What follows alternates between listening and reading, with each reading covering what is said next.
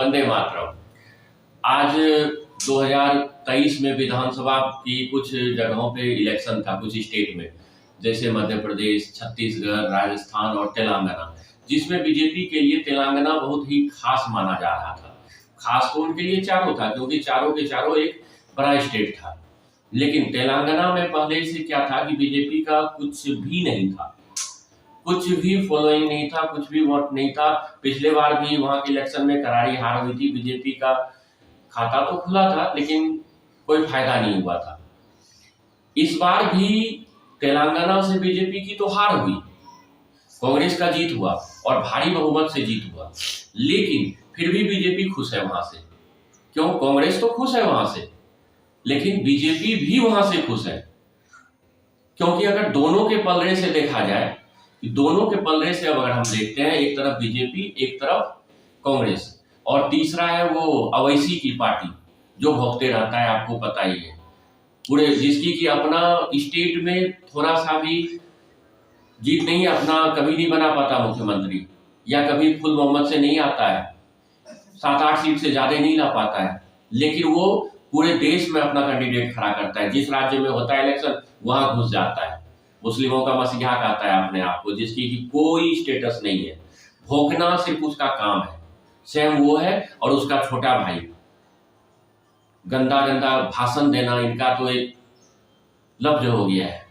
चलिए, उससे क्या लेना देना हमें, लेकिन क्या है कि इसलिए दोनों के लिए बराबर जीत का मायने रखा जा रहा है, बीजेपी और कांग्रेस के लिए। कांग्रेस के लिए तो उनका फुल बहुमत से सीट आया, फुल बहुमत से उसका जीत हुआ और उसका अब सरकार बनेगा, इसलिए कांग्रेस बहुत खुश है तेलंगाना में।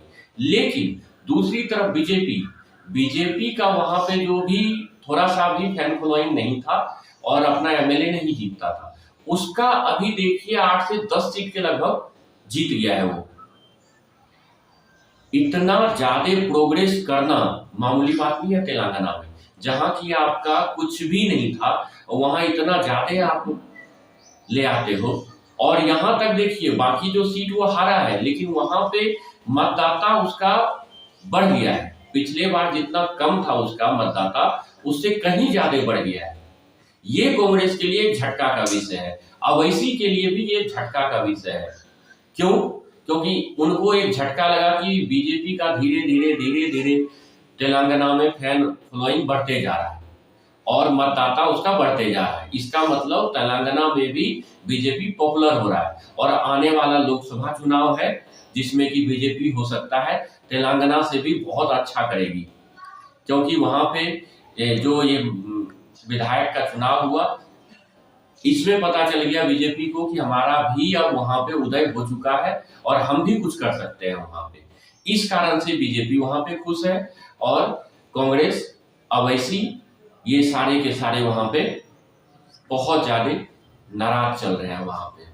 इसी बीच ये भी खबर 3 स्टेट का भी खबर आ गया, जिसमें कि मध्य प्रदेश बीजेपी जीत गया, छत्तीसगढ़ बीजेपी जीत गया और राजस्थान भी जीत गया। और ये तीनों के तीनों सीट पहले कांग्रेस के पास था। हाँ, मध्य प्रदेश में महाराजा सिंधिया आ गया था इसके बीजेपी में, इसलिए कांग्रेस की सरकार गिर गई थी। लेकिन पिछले बार इलेक्शन में तो तीनों स्टेट में कांग्रेस की सरकार बनी थी। लेकिन इस बार क्या हुआ, पाला बदल गया, पूरे बीजेपी का हो गया। तो तेलंगाना में कांग्रेस को और अवैसी को एक प्रकार से झटका भी लगा है और दूसरे तरफ से उनको खुशी भी मिली है। धन्यवाद।